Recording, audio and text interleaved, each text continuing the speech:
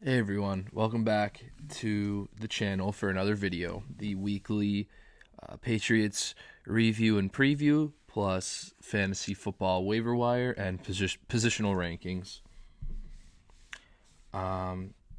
So jumping right into it, just a normal week. Patriots lose. They lost to the Houston Texans. It seemed like it was a really good game, that it was close. They might pull it out, but unfortunately, they came up short in the end, and now the Patriots are 4-6. So here's the thing. I said in last week's video that I wasn't sure about the direction of this team because they lost 4 straight and then they won 2 straight. They beat Baltimore Ravens team that we thought was good, but now they lost again. They're not even in the playoffs as of right now. They can still make it, the Ravens, but they're just not in it right now. So what I'm confused about still is just what is the direction of this team? Now that they're 4-6, they lost to one of the worst teams in the NFL. I guess it helps long term because now the Texans' first round pick isn't as good as it was before, or if they were to take the loss against the Patriots. So now the Dolphins don't have as good of a pick from the Texans. But even so, that's just not a team that the Patriots, even this Patriots team, should be losing to. Unfortunately, they lost Rex Burkhead to what looks like probably a season-ending injury, a devastating injury, knee injury. So prayers up for him. But it's just it just doesn't make much sense. I don't know what they're gonna do from here.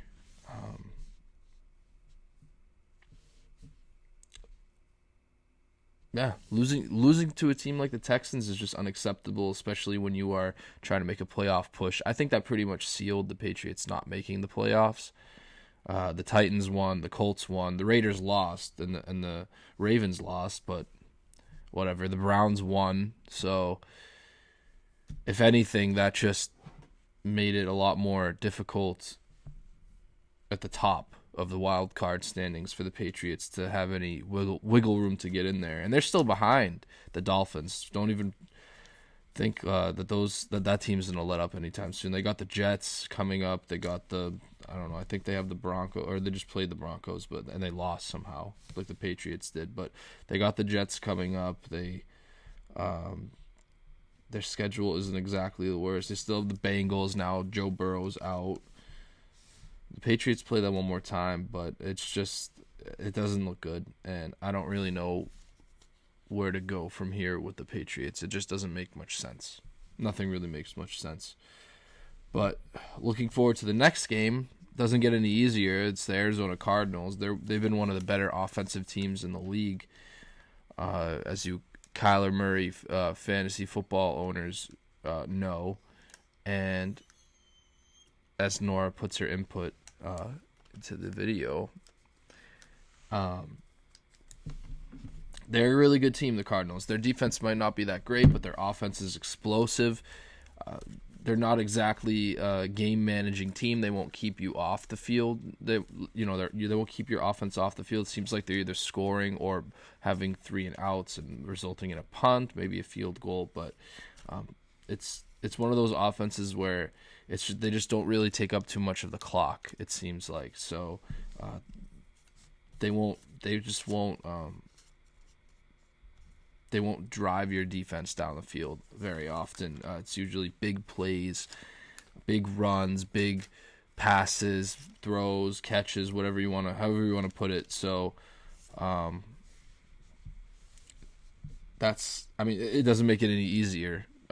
So the Patriots are going to have to deal with that now. Kyler Murray is a really good NFL quarterback. It looks like he's got a great offense around him. So I personally had this one as a toss-up for the Patriots going into the year. I don't think they win this one. I think they lose, especially just with the way they're playing. the offense might keep up, but I don't know if the defense is going to. So, yeah. Hopefully Julian Edelman can come back soon. I don't know what that's really going to do for the team in the long term, but it's definitely going to be a tall tasks for the Patriots. So that's the preview. Moving on to the fantasy football stuff, we have the waiver wire rankings. Again, it's difficult to tell. It's really difficult to tell where to go with this. I guess for me, the number one guy has to be Frank Gore. Now that LaMichael Pirines out, go get Frank Gore. That, I don't know what that really does for you. James White, now that Burkhead's out, that's probably a good one. Tevin Coleman, maybe, if he's out there. Jalen Reagor, if he's still out there. Sterling Shepard, if he was dropped. Michael Pittman, if he's somehow still out there. If you want to take a major flyer, which I don't really see going anywhere, but you could go after Des Bryant. Daniel Jones for a streamer quarterback. Cam Akers as a stash. Jordan Reed. Sammy Watkins. Sony Michel.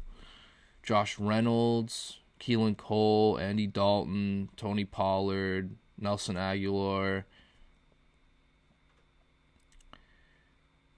Phillip Rivers. It's interesting.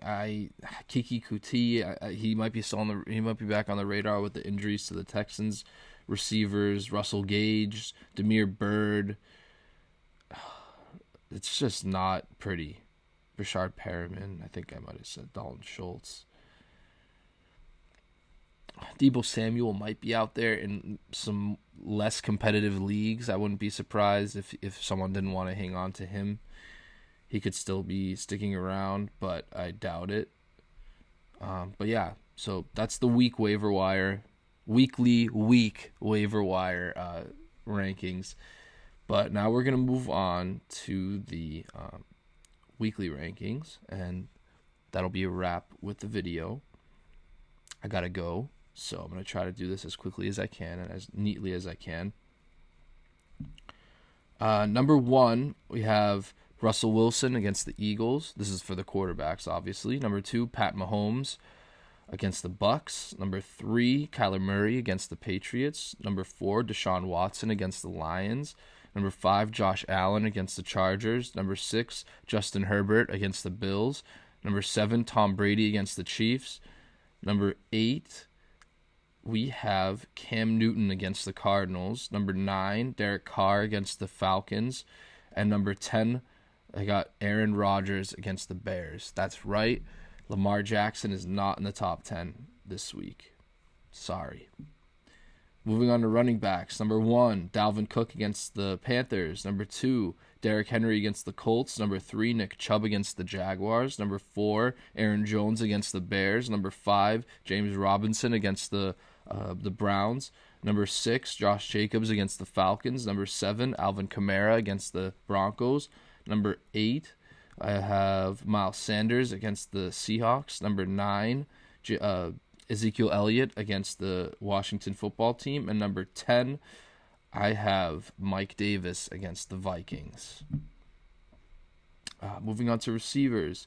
Number 1, DK Metcalf against the Eagles. Number 2, Devontae Adams against the Bears. Number 3, Tyreek Hill against the Bucks. Number 4, DeAndre Hopkins against the Patriots. Number 5, Terry McLaurin, surprise there, against the Cowboys. Number 6, Stephon Diggs against the Chargers. Number 7, Keenan Allen against the Bills. Number 8, Tyler Lockett against the Eagles. Number 9, Calvin Ridley against the Raiders. And number 10, Will Fuller against the Lions.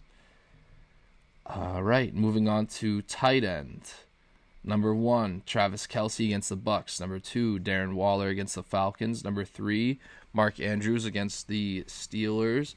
Number 4, TJ Hawkinson against the Texans. Number 5, Hunter Henry against the Bills. Number 6, Dallas Goedert against the Seahawks. Number 7, Rob Gronkowski against the Chiefs. Number 8, Noah Fant against the Saints. Number 9, Let's see. Number 9, I got Hayden Hurst against the Raiders. And number 10, Evan Ingram against the Bengals. All right, kickers. Number 1, Harrison Butker. Number 2, Will Lutz. Number 3, Younghoe Koo. Number 4, Rodrigo Blankenship. Number 5, Justin Tucker. Number 6, Jason Sanders. Number 7, Zane Gonzalez. Number 8, Daniel Carlson. Number 9, Tyler Bass. And number 10, Ryan Suckup. And for defense, we got the Dolphins against the Jets, Saints, and number 2 against the Broncos. Number 3, Rams against the 49ers. Number 4, the Browns against the Jaguars. Number 5, the Giants against the Bengals. Number 6, the Steelers against the Ravens. Number 7, the Packers against the Bears. Number 8, Washington football team against the Cowboys. Number 9, we have, Seattle against the Eagles. And number 10, we have the Cowboys, surprisingly, against the Washington football team. That one's probably not going to age well, but it is what it is. I think that's a fine spot. So, yeah, we don't have any bye weeks this week for the first time in a while for football teams. Next week we go back to the last week of bye weeks with the Buccaneers and the Panthers, but we get a break from the bye weeks in week 12. So that should be fun, some high-scoring matchups potentially in fantasy football. But yeah, we got some Thanksgiving games obviously this week, so that's really cool to see. It's always fun to see the Thanksgiving games. Hopefully they happen. Hopefully everything goes according to plan. With COVID, you never know. So it's the holiday season. I hope everyone is playing it safe. I know it's tough. We haven't seen a lot of family members this entire year. We haven't seen a lot of people this whole year, or at least most of the year. So I know everyone might have those plans, but please keep it safe, stay safe, and have a happy Thanksgiving. And I'll see you all next time.